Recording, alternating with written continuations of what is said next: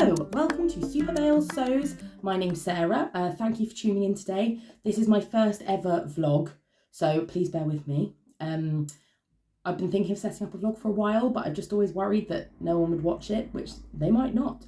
But I've got some fun projects coming up and some nice outings and stuff, and I thought today would be as good a day as any, so here I am. So yeah, thank you again for tuning in. Today will just be a bit of an introduction for anyone who doesn't know me. I live in Surrey with my fiance and our ginormous dog in our teeny tiny house. I've been sewing for about 2 years, really caught the bug for it. And now, you know, I've taken over our spare bedroom, it's taken over my Instagram. It's been like, yeah, it's been great, to be honest. And otherwise I'm an opera singer, I'm a singing and piano teacher, and I run some choirs and stuff like that, so lots of different music related jobs. Yeah, so I started sewing like lots of people in lockdown. I had some John Lewis vouchers. I'd always wanted to learn. I didn't do textiles in school or anything like that, so I did not know how to use a sewing machine at all. But I've been given some John Lewis vouchers and I just thought, why not? Went in, they had sold out, because obviously everyone had the same idea. They'd sold out of a lot of the basic machines, and I managed to pick up one of the last ones, which was a Singer Tradition machine, which was really great when I started out, and it's just a very straightforward machine, even though I got into a lot of tangles. There was a lot of jamming for the first few months. That would be the main thing I'd say to expect. If you're new to sewing, the machine is going to jam and you're going to want to smash it up, but just persevere, and that does stop happening, I promise. I still don't really know why it happened so much at the beginning. I presume I was doing something wrong, but it doesn't happen anymore, so persevere. And now I've upgraded this year, so I now have a Pfaff Ambition 10, I think it's the 610. It's the, I've just gone blank on the number, but it's the sort of like teal one. It's very pretty. It has all the bells and whistles, most of which I probably don't use, but it's still nice to have them, right? It's a really, really good machine. I've really enjoyed using it so far. So yeah. I learnt to sew initially on the Sew Over It Stitch School Introduction to Sewing, I think it's called, course. You make like a cushion cover and a zip up makeup bag and pajama trousers. It's a really good place to start. When I did it, the sizing on some of the courses wasn't massively inclusive, but now the Sew Over It sizes are really inclusive, so it would be just a different ball game. I had to do some adjustments that were like a bit tricky for a beginner, but that would no longer be the case. So I would really recommend following that course just as a way to, you know, learn your way around the sewing machine, which is what I did. And then I branched out, and it's really been trial and error since then. I think in terms of what I'm going to be posting, it will mostly be like when I first started sewing, it took me a while to understand how the sizing worked, and I would buy patterns, then I'd grade them up if they didn't cover my size range. But now I don't really do that. I just buy patterns that are made for my size, and if it's not made for my size, then that's not a pattern I'm using. Obviously, as you learn more, you start to be able to, you know, put things together yourself and adjust patterns to your requirements more. So I will be posting things, unless it's like kids' clothes or something like that, I will be talking about patterns that are inclusive in terms of their sizing. And I'll be talking loads. I'm obsessed with fabric. Like, I mean, what sewists aren't? I will be doing a lot of sharing my fabric haul and things like that, and just sewing plans and all those sorts of things. I thought I'd talk about a couple of things just as a get to know me, which are my most sewed patterns and then some of my upcoming sewing plans. So my two most sewed patterns, the first one is the By Hand London Tamsin dress, which I will try and pop a picture up of here. I've made 6 versions now, which that's like by far the most I've made. I tend to like flit around between things, but I've hacked them in various different ways. I've made a bridesmaid's dress with that pattern. I've made a top.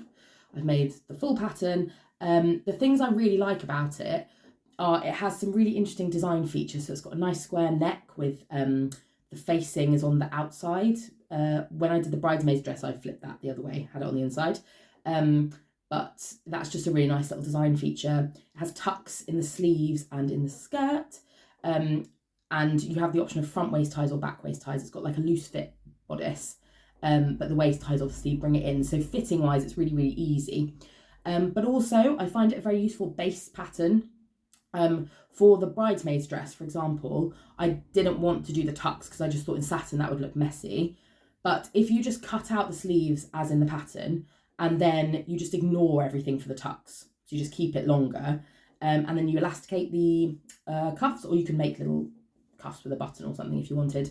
You then end up with these big billowy sleeves, which are really nice. And equally, the skirt's just a gathered skirt, so you can do it with the tucks, which is really nice, but equally you can just shorten the length a bit and it works really well as a nice gathered skirt. So I sort of like that as a base pattern, which I think is why I've used it so much. Yeah, I've got, I can't even remember all the versions of that I have. I think I posted them the other day actually, but I just love them. I love that pattern. It goes up to, I believe, a 63-inch hip. But there's quite a bit of give in there as well. So no, it's a really good pattern. And then my second most made pattern is the Lyra dress by Tilly and the Buttons, which I will pop up here as well. Now, as you can probably see, I'm a little bit biased about this one because I was the model for it. But I think I would have loved it anyway. It just has made me even more loyal towards it. It is a shirt dress, like a relaxed fit shirt dress. There are 2 skirt length options. There's a longer tiered skirt, or there is a like a shorter skirt. You can also play around. So I made one recently where I was running out of fabric, so I played around with the proportions of the tiers. So the skirt is, again, it's a gathered skirt. It's really, really easy to play around with. It's just the buttons are just in the bodice. The skirt is just in 2 pieces, I think, when you make it. And then there are a couple of sleeve options as well. It's just a really nice pattern to wear. The one thing I'm still figuring out is the button placement. So I have played around a bit because I tend to get a bit of gaping, and that's all to do with having the buttons in the right place. And I thought I'd mastered it, but when I moved around a bit, it was still like a bit gaping. So that's my thing with that pattern that I'm going to be working on when I make more. I've made 2 that are more sort of day summery dresses in gingham, cotton gingham. And then I also made 2 that are viscose with longer sleeves, one I made really recently. And it's just a really good pattern. What can I say? Really good pattern. So yeah. And then in terms of what I'm working on now, you get a little sneak peek in the background. I've got a couple of coats that I'm working on into autumn. I've also recently finished some dungarees. They are for a blog, so I can't share those yet, but when the blog is released, I'll share a bit more about those. This is a Sew Over It pattern, Dorothy jacket. Anyone who's followed me on Instagram, my Instagram is @Superbailles, may have seen, I had a little rant about raincoats the other day because for plus size people, fat people, whatever, however you prefer to identify, it's really difficult to find good clothes for like outdoors. Now there is an account, So Outdoorsy, on Instagram who are doing outdoor wear for plus size people. It's they've released a couple of patterns so far. They haven't released a coat yet, but I'm hopeful that there'll be a coat at some point. But it's one of those things where buying raincoats is really difficult in bigger sizes. Even if you go into men's sizes, they tend to then be tight across the chest and stuff like that. It's just really difficult. And a lot of the nice raincoat sewing patterns have not extended their sizing. So even companies who do extend sizing, they haven't in those patterns. I don't know why, because like I want to be dry. I think most people have to go out in the rain, you know. So can I just say, if you are a pattern company with a nice raincoat anorak pattern, please extend the sizing. I promise you, people want coats. This is the, as I was saying, the Sew Over It Dorothy jacket. It's not strictly a raincoat pattern. It's sort of like an anorak shape, I guess. But yeah, I thought it would work really nicely, and so far it is. I'm really pleased with it. I've just got to put snaps on now. I think maybe if I make it again, I might try and work out a hack to add a zip, but I didn't want to overcomplicate it when I haven't made it before. This fabric is soft shell, which is water resistant on the outside, and it's like sort of fleecy on the inside. Really, really, really easy to work with. It's my first soft shell, but it's so good to work with. I cannot rave enough about it. So this one is from Minerva.com. I am a Minerva brand ambassador, so I was gifted this fabric as part of my partnership with them. I'll talk about a couple of other links I've got with other companies, just to be transparent, later in this video. Yes, so this is a project for them, and I'm hoping to finish it. I need to locate our hammer so that I can get the snaps in, but I'm hoping this one will be finished really soon, and the waist will be corded as well, so I'm really excited about that. I also have plans. I've been gifted by Minerva a beautiful boiled wool in a colour called Sangria, which is like a reddy pinky colour. And I'm going to make another sew over it coat, actually, one of their vintage patterns, vintage style patterns, like a longer wool coat. So that's going to be a bigger project that I will make a video about in the future.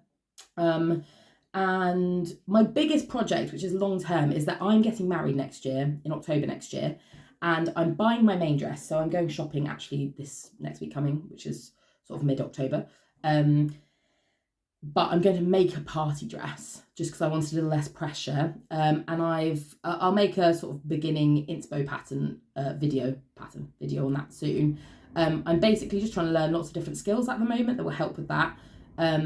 One of the things I tried was I made a dress out of lace, a green dress, which is probably the most difficult thing I've made. I'm not sure if I'm going to use lace for my party dress, to be honest, but I just wanted to try and learn some different skills. It was definitely I'll try and pop a picture up. It was definitely the most complicated project I've made. And the most frustrating thing is, so I wore it to my friend's wedding. I was so pleased with it. And then at the end of the night, Nate, my fiance, came to unzip the back. He just gave it a bit too much, and the zip just broke when he unzipped it.